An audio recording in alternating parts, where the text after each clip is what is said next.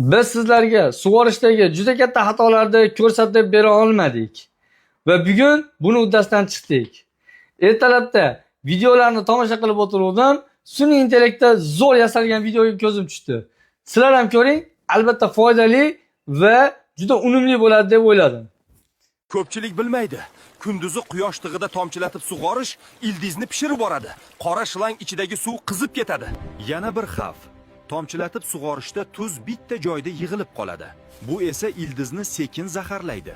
Professional fermerlar nega kechasi sug'oradi bilasizmi? Chunki sovuq suv ildizni stressga tushirmaydi.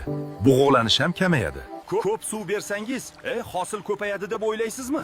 Kislorod yo'qoladi. Ildiz esa nafas ola olmay chiriydi. Tomchilatib sug'orishning siri ko'p suv emas, to'g'ri vaqt, to'g'ri bosim va to'g'ri nazorat. Suvni me'yorida bergan fermer ildizni sog'lom qiladi, hosilni esa 2 barobar oshiradi. Shunaqa xalq bilmaydigan agrosir.